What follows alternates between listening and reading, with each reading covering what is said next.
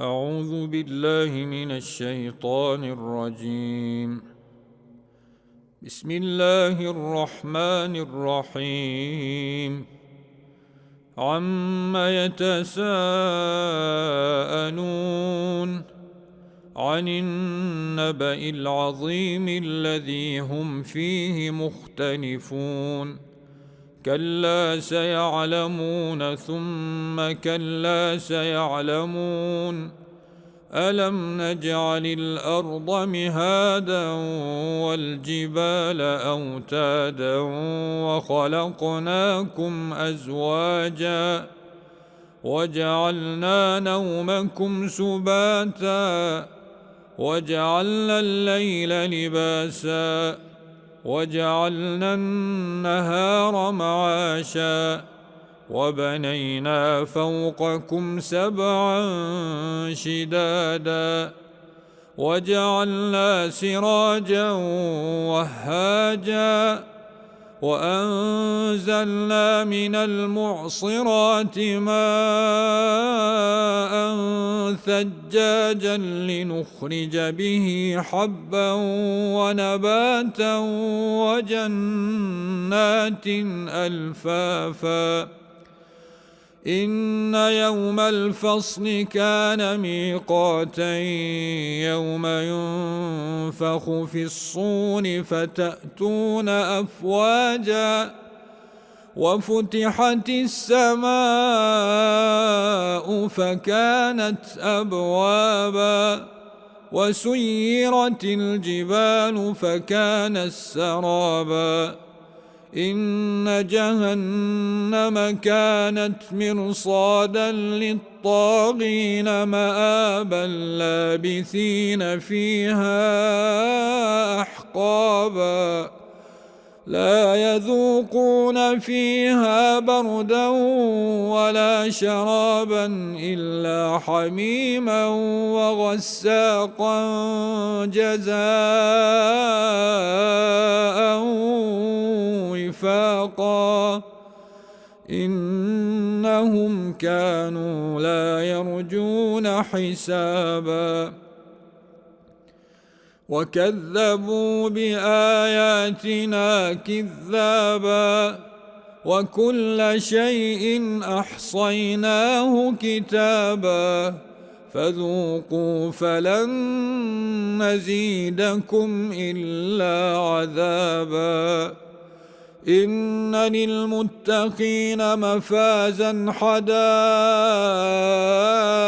وأعنابا وكواعب أترابا وكأسا دهاقا لا يسمعون فيها لغوا ولا كذابا جزاء من ربك عطاء حسابا. رب السماوات والأرض وما بينهما الرحمن لا يملكون منه خطابا. يوم يقوم الروح والملائكة صفا لا يتكلمون إلا من أذن له الرحمن وقال صوابا. ذلك اليوم الحق فمن شاء اتخذ إلى ربه مآبا. إنا أنذرناكم عذابا قريبا يوم ينظر المرء ما قدمت يداه ويقول الكافر يا ليتني كنت ترابا.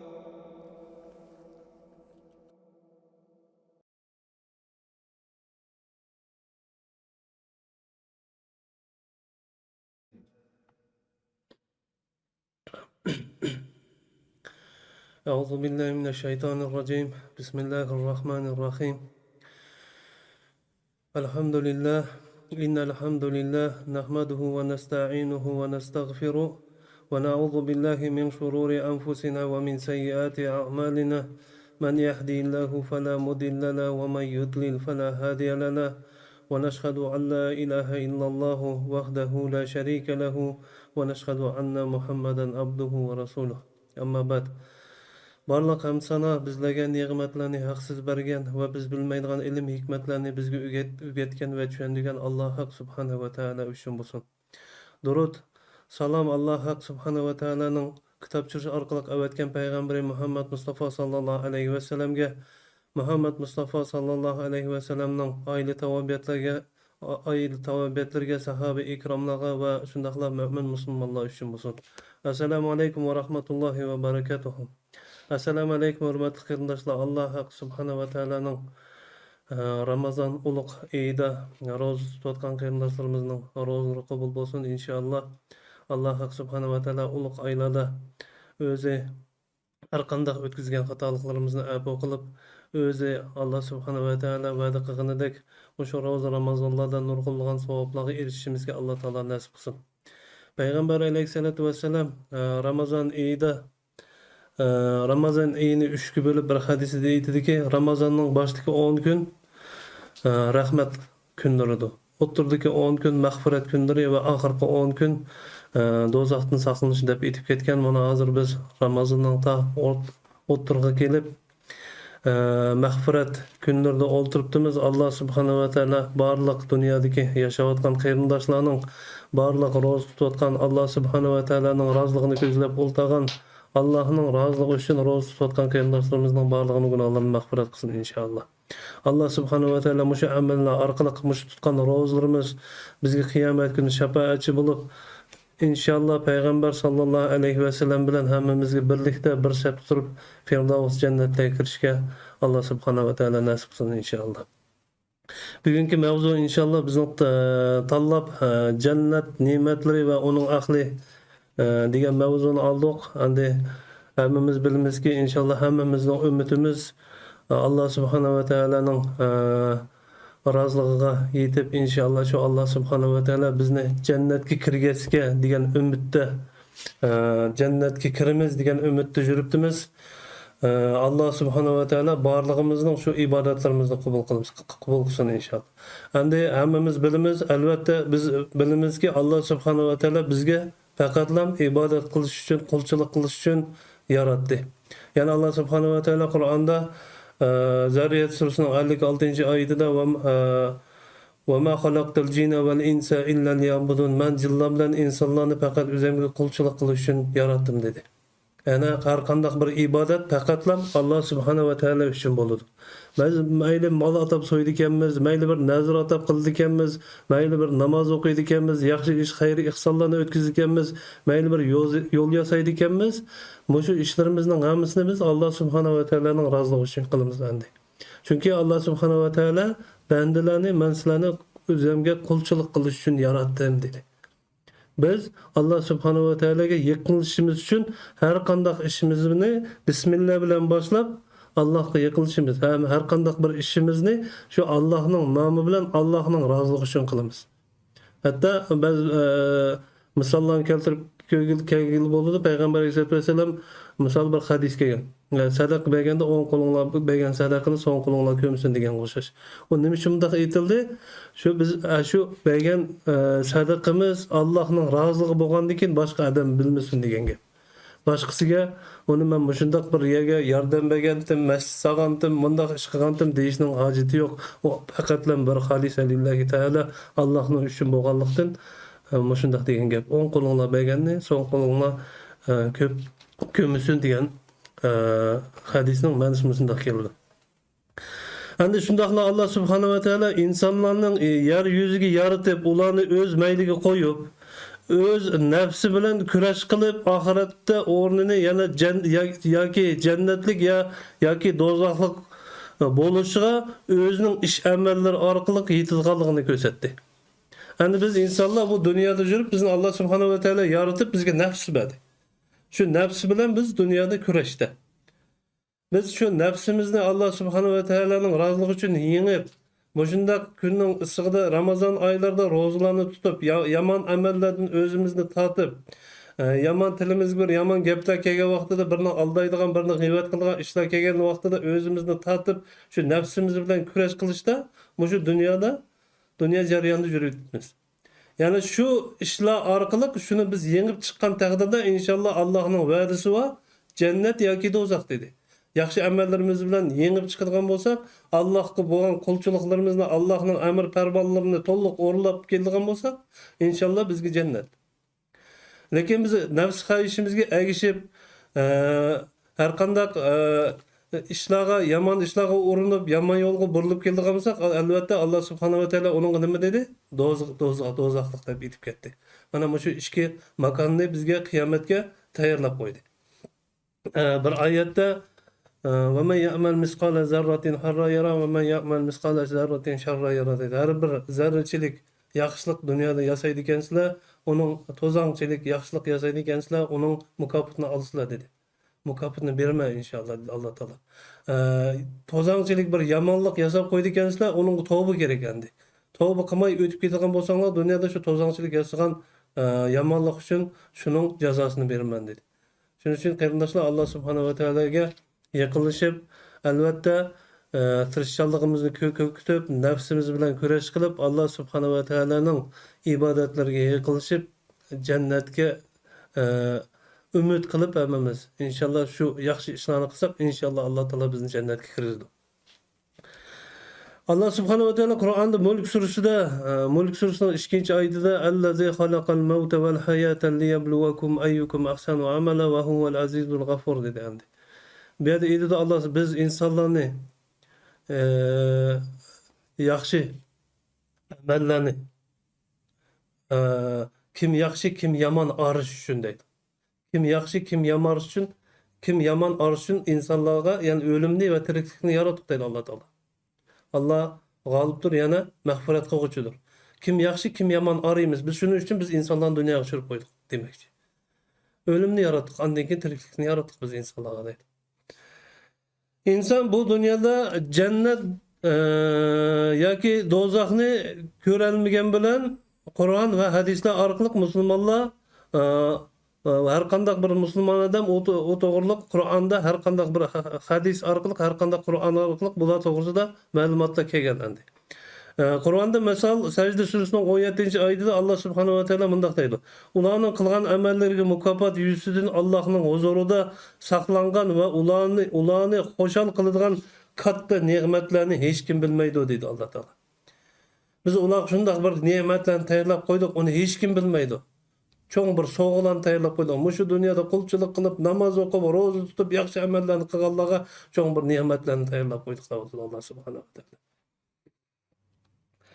Cennet Allah subhanahu wa ta'alaning salih bandalariga yana emirlariga bo'ysungan bandalariga tayyorlangan makan.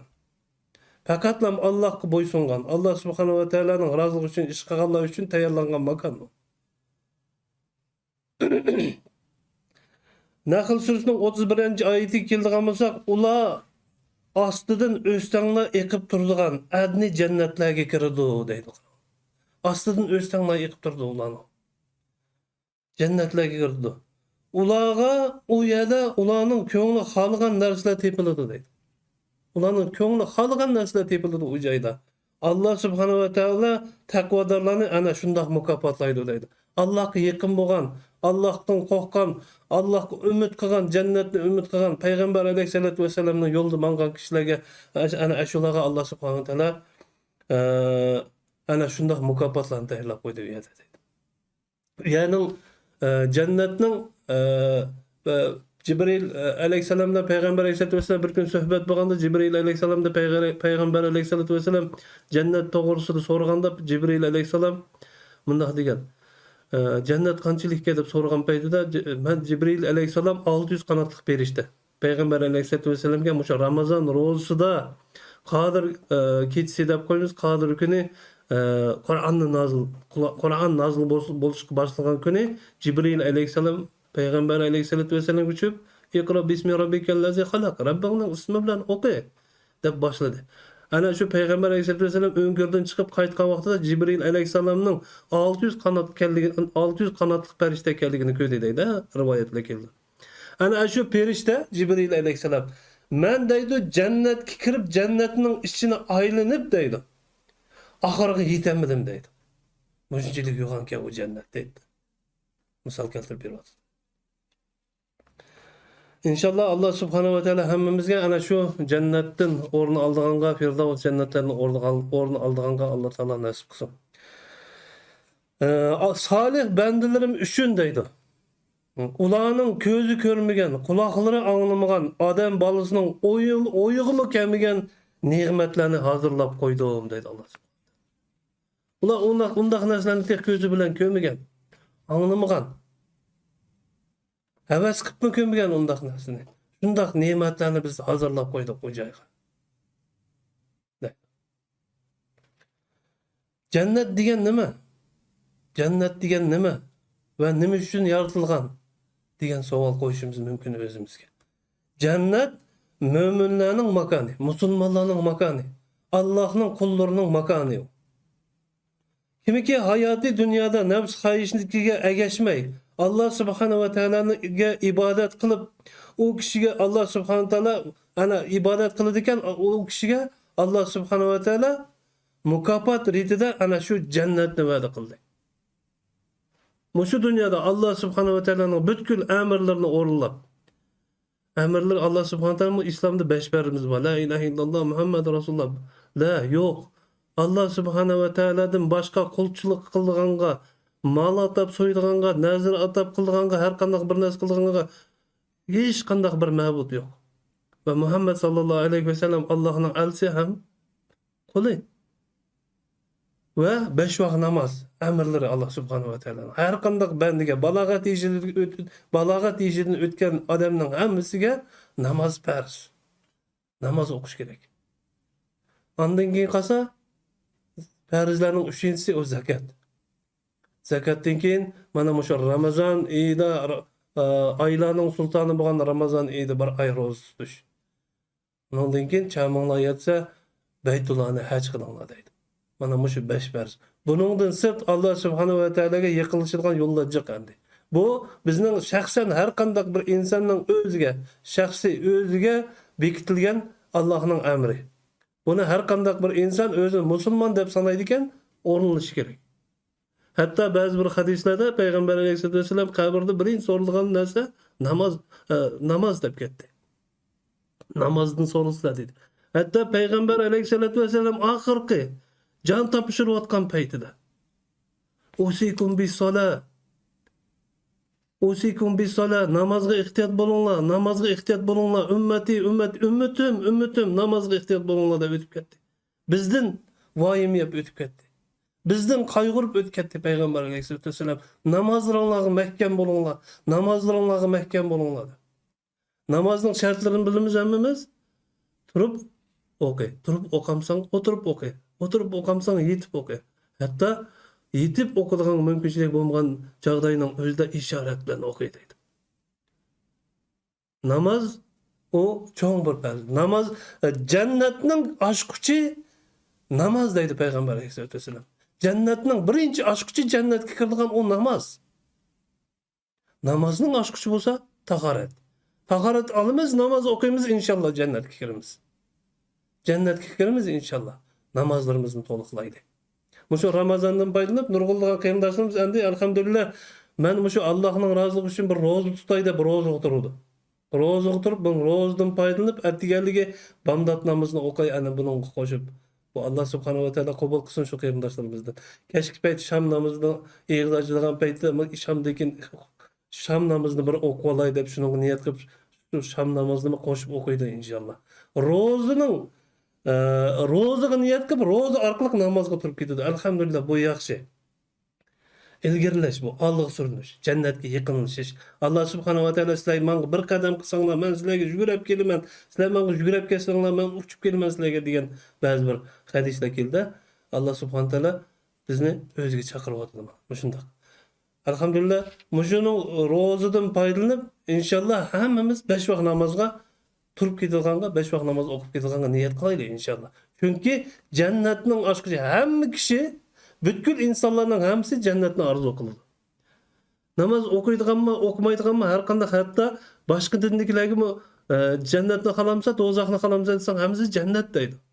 Jannatni orzu qiladi. Jannatga kirishni orzu qiladi. Endi shu jannatning oshqochi namoz bo'lgandan keyin namozni o'qiylik yurtdoshlar. Namozni o'qiylik. Ibn Umar radhiyallohu anhudan kelgan hadisda payg'ambar alayhisolatu vasallam bunday aytgan qarang. Kim jannatga kirsa deydi. Qaysi bir inson jannatga kirsa, o'lmay mangu tirik qoladi, u yerda yuradi deydi. Shunga bu dunyoni fani deb qo'ydi. Ha? Fani. U dunyoni baqiy deb, mangulik. Buni vaqtliq dunyodan o'timiz mangulikka. Mangulik dunyoda. Ana shu jannatga kirgan paytida u mangu qoladi, o'lmaydi u joyda. Payg'ambar alayhisolatu vasallam aytadi. Mangu ne'matlarning ichida bo'lib, g'am qayg'u bo'lmaydi u kishida. Turlik ne'matlar bo'ldi u jannatning ichida. U yerda g'am qayg'u bo'lmaydi.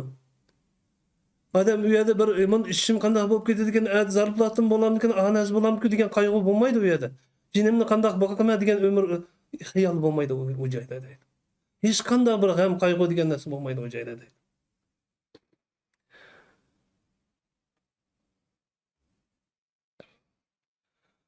U jannatga kirganning kiyimlari to'zimaydi deydi. Hayotlik dunyoda biz bilamiz, bir kiyimni uzoqroq kiyib qo'ysak, kir bo'lib ketadi, jitilib ketadi, yutkash kerak bo'ldi, bir vaqtdan keyin almashtiramiz. Lekin jannatda undaq narsa yo'q.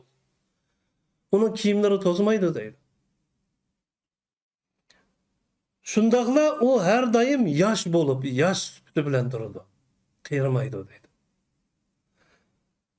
Shu vaqtda sahobalar mana shu hadisni aytayotgan vaqtida payg'ambar alayhisolatu vasallam sahobalardan bir o'rin turib, "Ya Rasululloh" deydi-ki, "Shu jannat shundaq esil, go'zal sifatlar bilan sifatlab o jannatning qurilishlari qanday uylarda turamiz biz? Qanday bo'ldi u yerning uylari?" degan paytda payg'ambar alayhisolatu vasallam ularga javoban kirpishlari kumush va oltindan bo'lgan. Kirpishlari kumush va oltindan bo'lgan. Sugoqlari xushpurak ambardan bo'lgan. Har qanday bir uyning o'zining xushpurak ambarlari bo'ldi deydi. Sugoqlari ambar, xushpurak ambardan bo'lgan. Yeri, chalaydigan, dassaydigan yeri shafrondan. Toshlari bo'lsa gavhar yana marjandan bo'lgan deb javob berdi deydi. Bu Tabarani rivoyatida. Har qanday toshlari, narsalarining hammasi marjandan bo'lgan deydi. Qaranglar. Jannat nima degan esil joy. Allah subhanahu va taala barliq ro'za tutayotgan, Allohga yaqinlashib, Allohga qulchilik qilayotgan qarindoshlarimizning hammasiga shu jannat, Firdavs jannatiga kiradigan Alloh taolo nasib qilsin. Fathul Bari kitobida Abu Musa al-Ashari radhiyallohu anhudan kelgan hadisda payg'ambar alayhisolatu vasallam jannatni sifatlab yana bir hadis keltirgan, bundaq deydi-ki, qaranglar. Mo'min odamga jannatda uzunluğu 60 mil keladigan injo chidirliqqa tayyorlangan. Chidirliq. Shatra deb qo'ymizmi?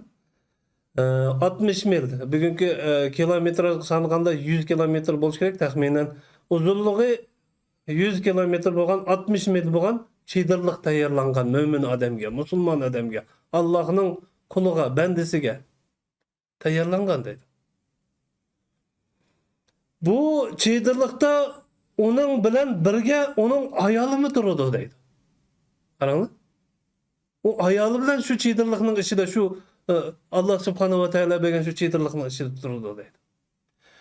Agarki shu ayoli shu o'zining yo'ldoshiga o'xshash Alloh subhanahu va taolaning farz qilgan amirlarini o'rinlagan bo'lsa, namozlari to'liq bo'lgan bo'lsa, ro'zalari to'liq bo'lgan bo'lsa, sadaqalar to'liq bo'lgan bo'lsa, Allah subhanahu va taala ayol kishiga avrat joylaringlarni yipinglar degan avrat joylari yipiq bo'lgan bo'lsa, Allohga, payg'ambarga va o'zining yo'lisiga itoat qilgan bo'lsa, ana shuni o'zining yo'lishi bilan shu chidirliqning ichida bo'ladi deydi.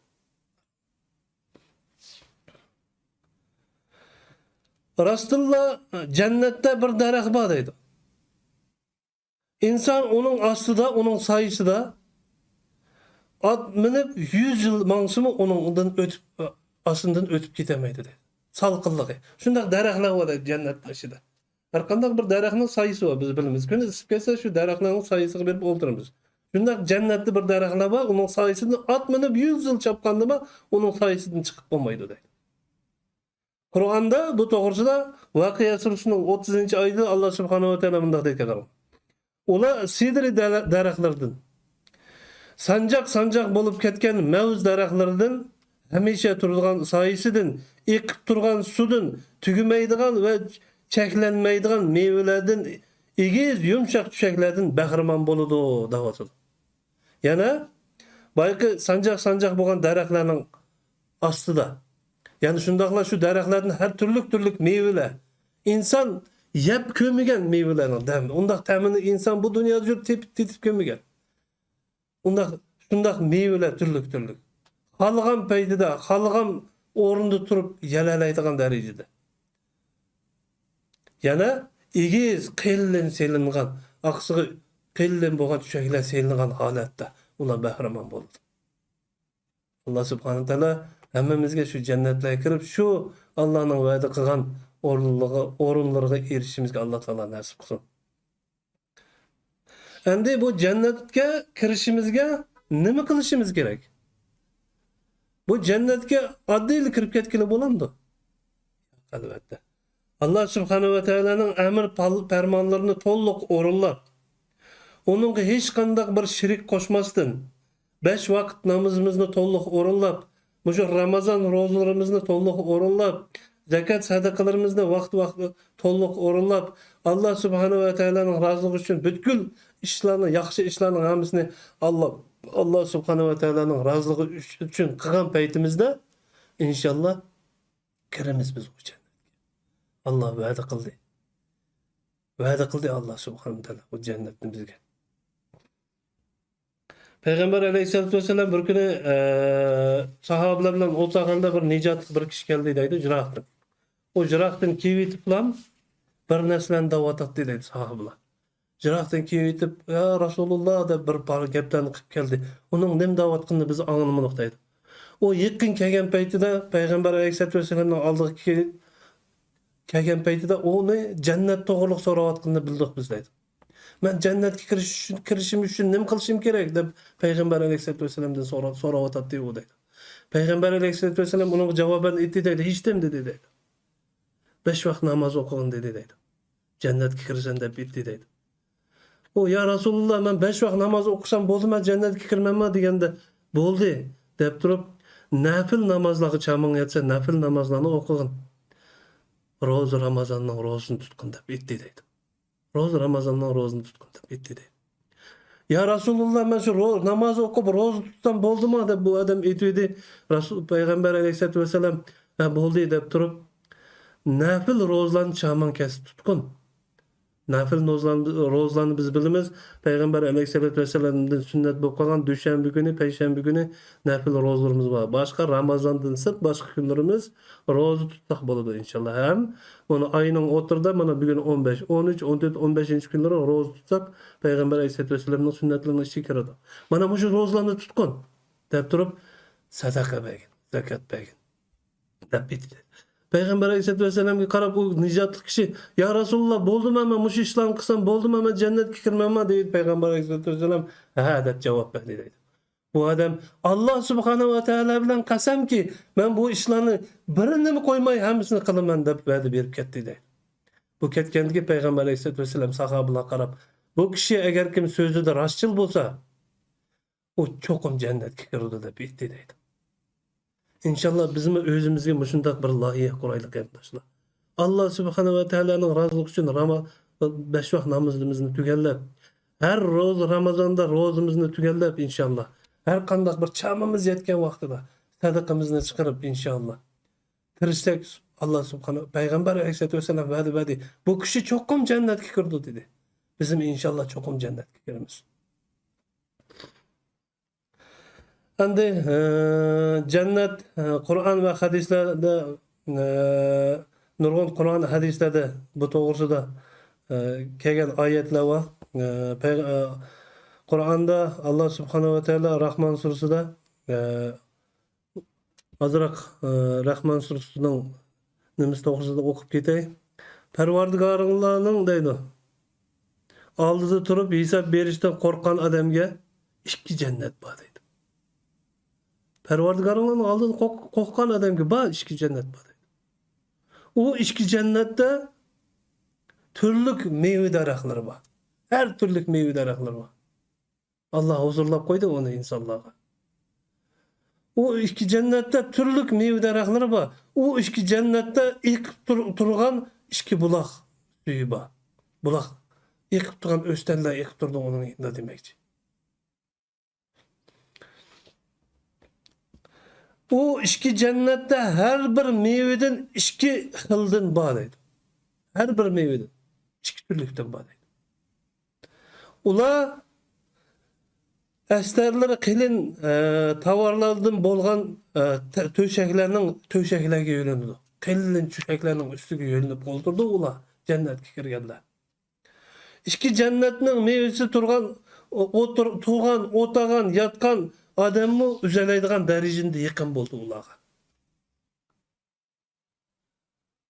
Aşu oltağan paytda ular olturamdı, turamdı. Aşu cennetki meyveler ular xalığan paytda yatqan bolsa, muşu meyveden yemedisi yenidi boldu ularning meyve. Xalığan meyvesi. Oltağan bolsa, oltağan paytda ularning qolunun yenidi boldu o meyvede. Tuğan bolsa, tuğan paytda şu meyveni ular üzüp alalaydı. Bunu dünya, fani dünyadaki oxşaş bir meyveni yeşiş üçün daraxtning üstüge chiqib yolish kerak emas u yerda deydi. Ular o meyvelerning o'zlari aldiga keldi. فبأي آلاء ربك تكذبان bu ayetning nimsida Allah subhanahu va taolo Allah subhanahu va taolo qaysi bir ne'matlarni inkor qilsa deb ko'rsatib beradi. Qaysini? Qaranglar. Shunchilik mumkinchilik beryapti insonga Allah subhanahu va taolo. Allah subhanahu va taolo hammamizga shu jannatlarga kirishga nasib qilsin. Jabir radıyallahu anhudan kelgan hadisda payg'ambar alayhisolatu vasallam jannatga kirganda jannatliklar deydi u yerda yeb ichidi, yeb faqatlam ular yeb ichib yuradi u yerda deb aytdi. Ular deydi tükürüp singirmaydi. Yana insonning ishiga chiqilgan askiliklar ulardan chiqmaydi demakchi. Yana cho'ng kichik tahorat kimi bo'lmaydi ular.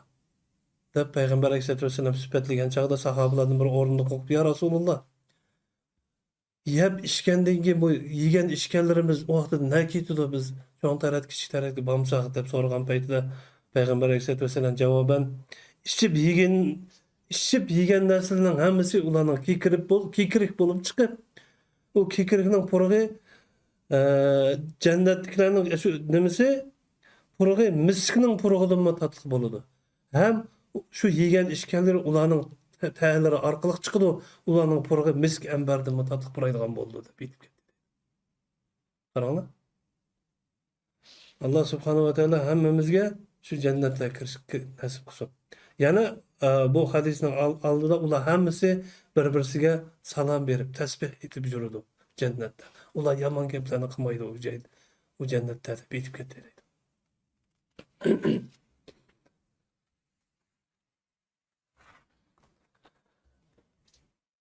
Hammamiz bilamiz endi jannat va do'zax deb ikkiga bo'ldi Allah subhanahu va taolo. Yaxshi odamlarga jannatning mukofoti edi, yomon odamlarga jazo edi, do'zaxni tayyorladi. Endi bu jannatning darajalari bo'ldi o'zlarining. Olimlarning nimlari bo'yicha do'zaxning 7 eshigi bo'lib, jannatning 8 eshigi bo'ldi qaranglar. Jannatning darvozalari haqiqatan jannatning 8 darvozasi bor deydi. Her bir darvozasining orlig'i 40 yildan musobiq keladi, uzoqligi.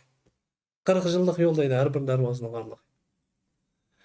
Sahih Buxoriy rivoyatida jannatning 4 darvozasi to'g'risida gap qilib, payg'ambar alayhisolatu vasallam jannatning 4 eshigi to'g'riliq birinchi hadisda aytib ketibdi. Birinchi jannatning birinchi darvozasining ismi deydi Babus Salat. Namaz eshigi. Qaranglar, yana shu ber namozga kelyapti. Namoz eshigi.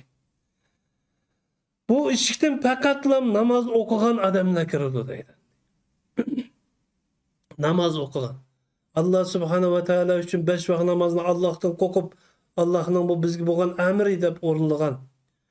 Va shuningga qo'shib sunnat namozlarni ado qilgan va shuningga qo'shib nafil namozlarni o'qigan. Alloh subhanahu va taoloning roziligiga yetishga tirishib, kechasi tahajjud namozlarini turib o'qigan ham Ramazon oyida Ramazonning hurmatiga taravih namozlarini tashlamay 20 rakatlarda turib, sabrlik qilib, ta oxirigacha bir par, ikki par Qur'on o'qilyapsimi, shu yerda puti og'rib ketgan bo'lsa-mu, beli og'rib ketgan bo'lsa, shuni sabrlik qilib, oxirigacha turib, namozning lazzatini tetagan kishilarga deydi, kirdigan eshik babu sada. Mushu eshikdan faqatlam namoz o'qiganlar kirdi deydi payg'ambar sollallohu alayhi vasallam. Namoz o'qiganlar kirdi. Ikkinchisiga babul jihad. Bu eshikdan Alloh subhanahu va taolo yo'lda jihad qilgan, Alloh subhanahu va taoloning yo'lida urush qilgan, urushga chiqqan Alloh uchun. Va yani olimlarning so'zlari bo'yicha bu yo'lga Allohning roziligi uchun ilm izlab, Allohning roziligi uchun ilm izlab, bu dinning ilmlarini o'rganish uchun yo'lga chiqqan odamlar. Butkul hayotini shu ilmga bag'ishlab, Allohning yo'liga bag'ishlagan odamlar mana shu babul jihad ishidan kirdi deb aytdi. Üçüncü eshigi bo'lsa, jannatning 3-darvozasi Babur Rayyan. Babur Rayyan hammamizga tanishli ism. Payg'ambar alayhisolatu vasallam kimiki Ramazon oyida Alloh roziligi uchun ro'za tutsa, qiyomat kuni jannatga Rayyan degan eshikdan kirdi degan hadisni hammamiz angladik alhamdulillah. Shu eshikdan faqat ro'zador kishilar, ro'za tutgan kishilar kirdi deydi. Ro'zaning hurmatiga Alloh subhanahu va taolo alohida shu faqatlam ro'za tutganlar kirdigan bir eshikni tayyorlab qo'yibdi, darvozani tayyorlab qo'yibdi. İnşallah mana bugungi kunimizda Ramazon oyida hammamiz qanchalik millionlagan xalqimiz ro'za tutadi. İnşallah Alloh subhanahu va taolo xalsa hammamiz birlikda shu Rayyan eshigidan kiramiz inshaalloh. Shu tutayotgan ro'zimiz xalisan lillahi taala bo'lsa, uchun bo'lsa, Allohning roziligi uchun bo'lsa. Endi ro'zani har turli tutib, ba'zi insonlar tushunmaganlikdan, bilmaganlikdan aslida niyat Allohning roziligi.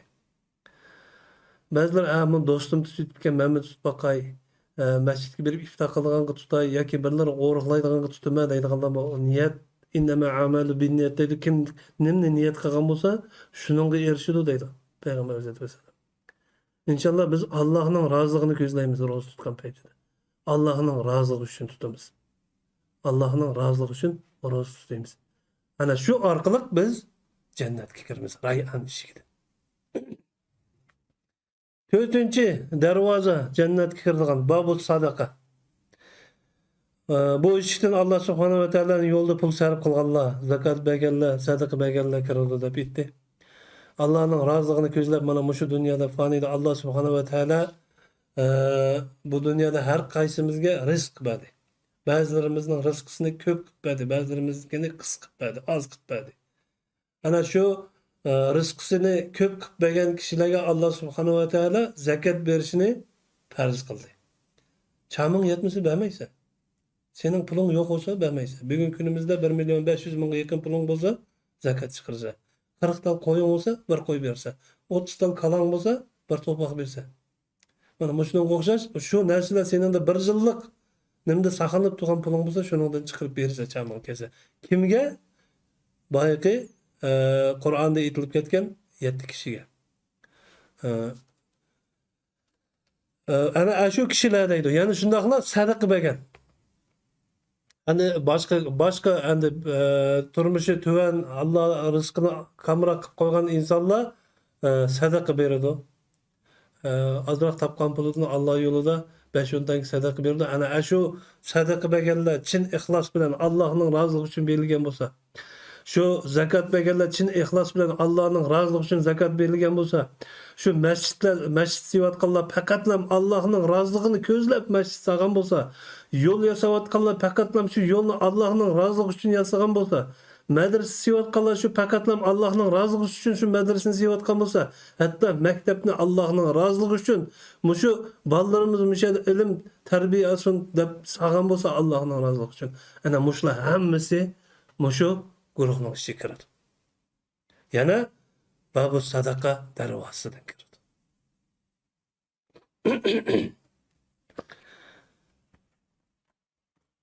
Yani bir hadiste bu töt darvozasi to'g'risida Buxoriy rivoyatida kelib ketibdi. Yana bir hadiste qolgan töt eshik to'g'risida aytilib, 5-chi jannatga kiradigan eshikning eti babul iymon deydi ekan. Iymon kuchlik bo'lib, bir Alloh subhanahu va taologa tavakkul qilgan kishilar kiradigan bir darvoza bor deydi. Iymoni kuchlik bo'lib, bir Allohga ishonib, hech qanday bir shirk qo'shmasdan Alloh subhanahu va taologa.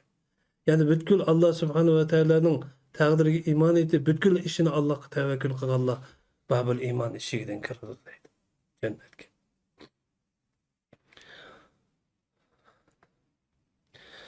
Altıncı darvoza babul qazi minal g'ayz val afina anin nas degan eshik bo'ldi ekan. Bu eshikning o'zini teriktirganda tutib deydi. Yana bir g'azab kelgan vaqtda ba'zi boshqa bir kishilar kelib uni tillab yoki uning ahonat qilib, uning tuhmat qilib bir narsadan degan vaqtida o'zini tutib olgan kishilar, sabrli qilib olgan kishilar demakchi.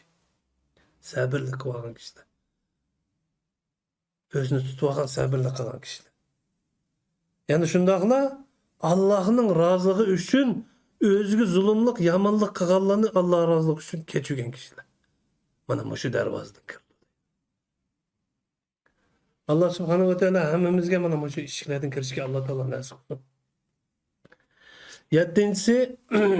7-chi darvozaning ismi Babul Radayn deydi bu eshikni.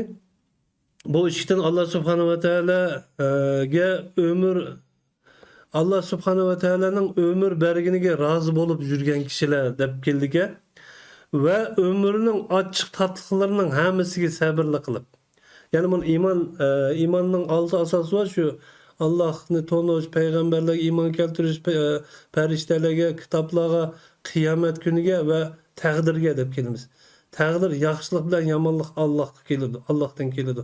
Shunga iymon etamiz biz. Yaxshilik bilan yomonlik Allohdan kelganligiga.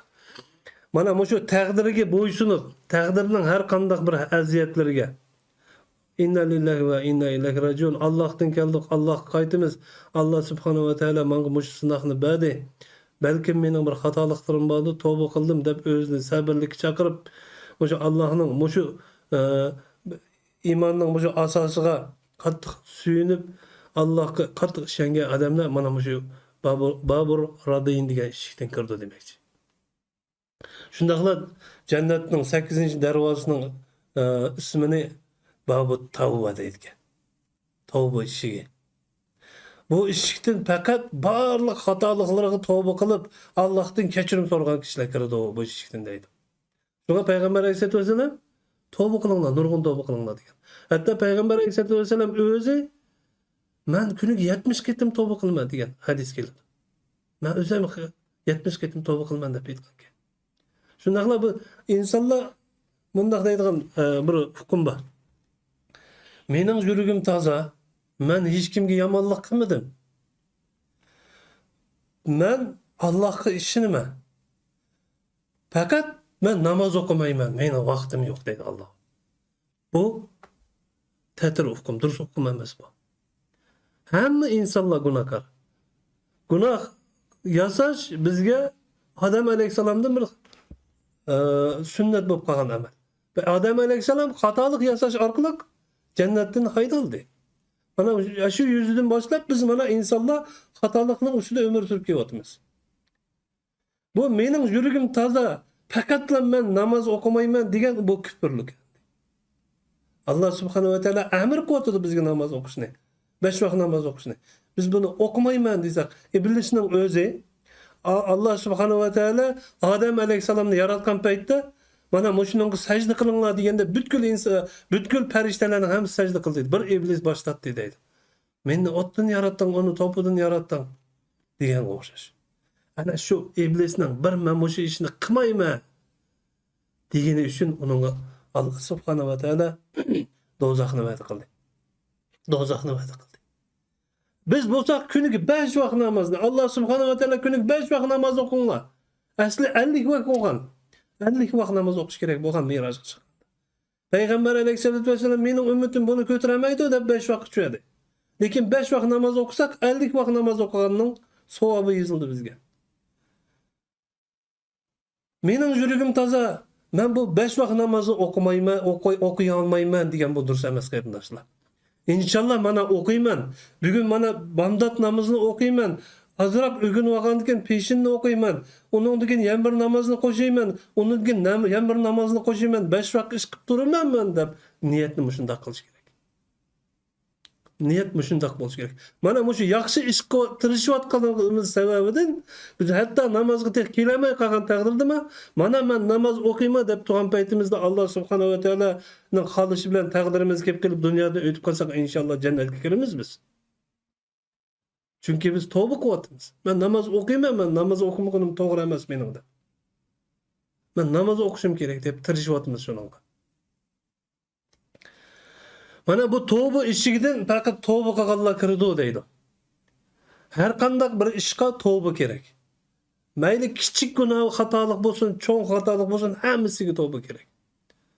Shunga biz har qanday duo qilganimizda ya Alloh mening birinchi va oxirgi bilib va bilmay qilgan gunohlarimni kechir, tövbe qildim deb so'raydigimiz mana shundan. Ba'zi bir gunohlar unutilib qoladi, esimizdan chiqib ketadi. Ba'zi vaqtlarda birining ustidan g'iybat qilib qo'yamiz. Ba'zi vaqtlarda birini aldab qo'yamiz. Birini ranjitib qo'yamiz. Ba'zi vaqtlarda Alloh subhanahu va taolo xatoliklarni gap bilan qilib qo'yamiz, kufrlik so'zlab qo'yamiz. Buning hammasiga tavba kerak qarindoshlar. Tavba kerak. Nima deydi? Bu eshik har doim ochiq deydi payg'ambar alayhisolatu vasallam. Tavba eshik har doim ochiq. Faqatla jon halqumga kelganda jon chiqib qotgan paytida tavba qabul bo'lmaydi. Ham qiyomat kelib kun petishdan ko'tarilganda tavba qabul bo'lmaydi. Tavba qabul bo'lmaydi. Mana shu vaqtgacha bizning vaqtimiz bor qarindoshlar tavba qilganga. Har qanday xatoliklarimiz uchun Alloh subhanahu va taologa tavba qilganga mumkinchiligimiz. Alloh subhanahu va taolo barlig'imizning gunohlarimizni kechirib olsin inshaalloh. Barliqlarimizning xatoliklarni afv qilsin Alloh. Mana shunday qilib jannatning 8 eshigi shunday ismlik nomli eshiklari bor. Endi mana shu 8 eshigini payg'ambar alayhisolatu vasallam atab mana babu sala, babu sadaqa deb hammasini atab chiqqandan keyin Abu Bakr radhiyallohu anhu ya Rasululloh bu 8 darvozaning biridan namoz o'qiganlar kirdi-ki, biridan Rayyan eshigidan ro'za tutganlar kirdi-ki, sadaqa eshigidan sadaqa berganlar, tavba eshigidan tavba qilganlar kirdi-ki, shu eshiklarning 8 eshigining hammasidan kirdigan odamlar bormi deb so'rdi. Payg'ambar alayhisolatu vasallam ya Abu Bakr, ya Abu Bakr, bu 8 eshikning hammasidan kirdiganlar bor. Bu 8 eshikning hammasidan kirdigan odamlarning birini sen deb o'ylayman degan payg'ambar alayhisolatu. Sen kirishsan bu 8 eshikdan deb. Çünkü Abu Bakr radıyallahu anhu'nun tarixlaridan biz bilimiz, o Peygamber aleyhissalatu vesselam'nın yakın dostu. O ahaklardan birinci dinini kabul kılan. Her kandak iş bulsa aldı da tuğan. Sadaka verişiyorsun, roz tutuşuyorsun, zakat verişiyorsun. Her kandak bir işte aldı da tuğan adam. Hatta bir cihat çıkan paytida bütkül mülkünün hamısını ekip Peygamber aleyhissalatu vesselam'a ekip berdi. Umar radıyallahu anhu yarım mülkünü ip kelip ya Resulullah mana men yarım mülkümni ip kelgende üygüne mi koydun degan yarımını üygü koydum dün yarımını dedi. Abu Bakr sen mi ip keldin degende men bütkül bu dün yarımның hamısını ip keldim ya Resulullah dedi. Üygüne mi kıldık koydun degende Allah subhanahu ve teala'ga amanet qilib koydum ben. Alacağım. Umar radıyallahu anhu yig'lab ketdi. Ya Abu Bakr, hech qanday bir ishni men senga tankilamayman deb yig'lab ketdi deydi. Qaranglar. Mana yaxshi ishlarda shunday oldida bo'lish kerak. Mana Ramazon bizga yaxshi ishlarga chiqishimizga, yaxshi ishlarni boshlashimizga turtki. Mana mush ayda hamsi zakat berdi. Mush ayda hamsi ifta berdi. Men ifta berib olay, men ifta berib. Mush ayda hamsi ijtimoiy sirlarga yemek içmek ozuqlan taqtıdı. Mush ayda hamsi fitr jig'ib fitrni shu ijtimoiy sirlarga taqtıdı. Mushu ay arqılı qalan 11 ayga endi mushuningdan bir özümizge energiya elip qalan aydıma mushu işlerimizni davomlashtirishimiz kerak. Ana shu vaqtda Payg'ambar alayhisolatu vasallam Abu Bakr radhiyallohu anhuga aytgandek biz mu inshaalloh jannatning 8 eshigidan kirgan bo'la olamiz inshaalloh. Alloh subhanahu taolo hammamizga mush narsani nasib qilsin.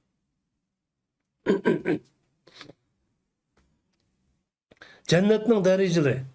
Endi jannatning her bir cennet 8 eshigi bor dedik. Her qaysining o'zining darajalari bor. Her qaysining o'zining darajalari bor. Her kandak cennetning darajalari Ubada ibn Sabit radhiyallohu anhudan kelgan hadisda Payg'ambar alayhisolatu vasallam bunday aytgan. Cennetning 100 darajasi bor deydigan. 100 darajasi bor. Her darajasining orlig'i yer bilan osmonning orlig'idek keladi deydi. Yer bilan osmondek keladi har bir darajasining orlig'i. O'ylanglar. Har bir darajasi.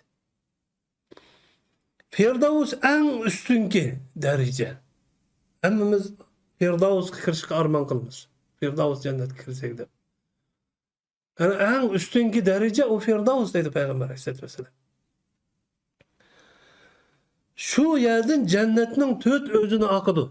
Cennetning barliq qalgan cennetlerge bak 8 eshikning ostidagi cennetlerge şu Firdavsdan özenler aqıdı. 4 türlük özendeydi. Payg'ambar alayhisolatu vasallam ulan sifatlar bir özünde aqıdı. Biri de asal, biri de su, biri de asal, biri de su, biri de süt. 4 özen aqıdı dedi. Ana kim kalırsa cennette oltaqala şu özellerini özlerinin yeninden aktıralaydı deydi. 4. de şarap akıdı dedi. Kalgan şarap içmediyse bunu özenden ipişido. İçmediyse bunu özenden ipişido deydi. Lekin ulanın cennetinin sütü bunu dünyadaki sütüge okşamaydı. Cennetki sunun təmi bu dünyadaki sunun təmi okşamaydı. Ana şu Firdavs'tan 4 özen üstten su yıkıp çıkıdı deydi.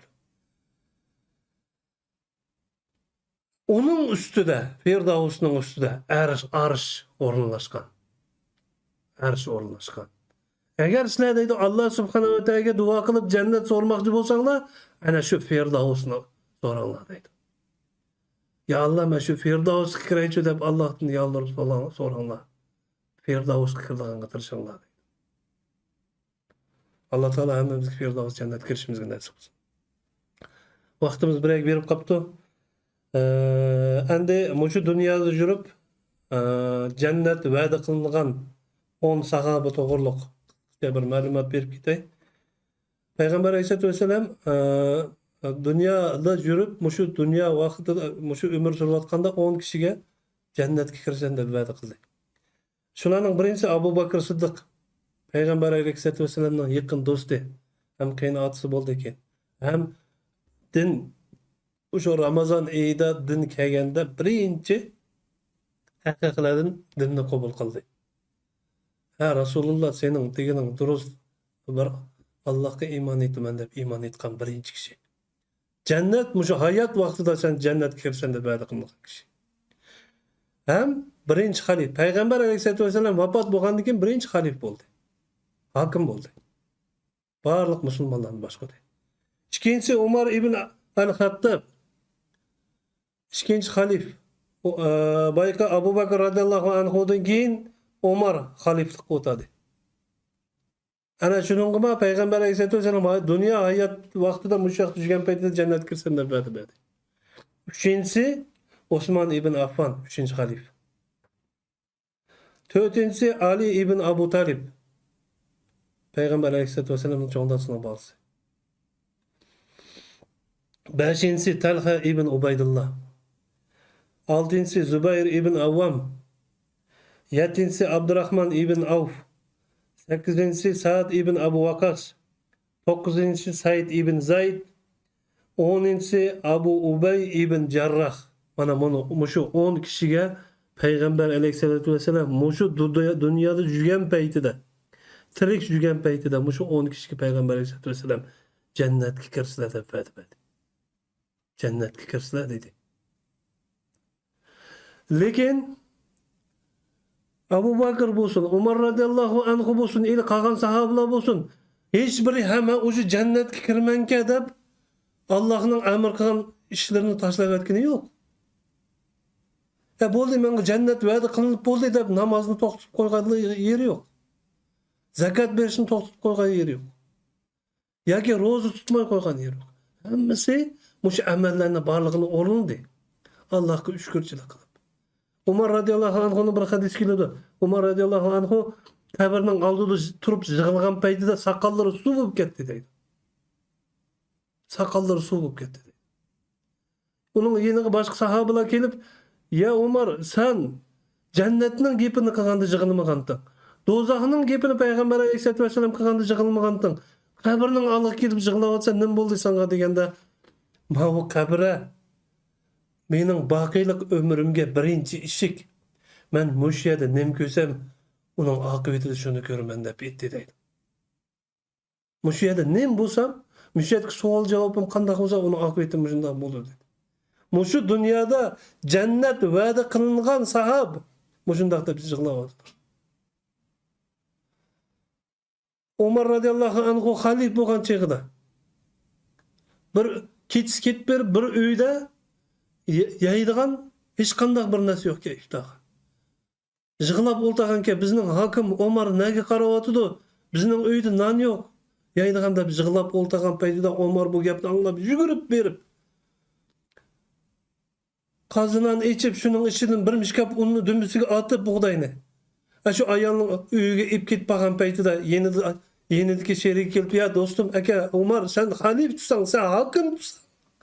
Hokim tur, buni ko'tagini durus emas, aka men ko'tiray. Buni men ko'tiray, men ko'tirib olib beray" deganda, "Sen qiyomat kuni mening gunohlarimni ko'tiraymisan?" deganka. Qiyomat kuni men qilgan xatoliklarni sen ko'tiramsan? Bu xatoliklarni men so'ralman Allohning oldida deb shu ayolning uyiga olib berdi deydi. Mushu dunyoda yurib jannat va'da qilinib ketgan sahob. Biz bo'lsak o'zimizga bir nazar qilaylik qarindoshlar. Bizga hech kim tegsan jannatga kirasan deb demadi, aytmadi.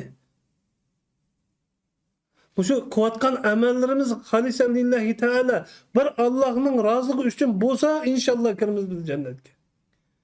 Lekin biz o'qiyotgan namozlarimizni qo'shi ko'rsinga ko'rsatib birga, "Meni namozni yaxshi o'qiyapti" desin deb o'qiyotgan bo'lsak, shu berayotgan zakatlarimizni "Meni mush zakat beradigan boyka" desin deb sevayotgan bo'lsak, shu masjidlarni berayotgan zakatlarni shunday berayotgan bo'lsak, bu bizning amallarimiz yo'yilib ketdi. Riyo aralashib ketdi qarindoshlar. Riyo aralashib ketdi. Mana payg'ambar alayhisolatu vasallam ro'zada riyo yo'q deb ketdi. Ro'zada riyo yo'q. Har qanday bir bandaning ro'z atdigandan kechgacha ro'z tutqanda Allohdan boshqa hech kim bilmaydi dedi. Alloh taolo aytdi, "Uning ajrini men berman, uning savobini men berman. Uning mukofotini men berman.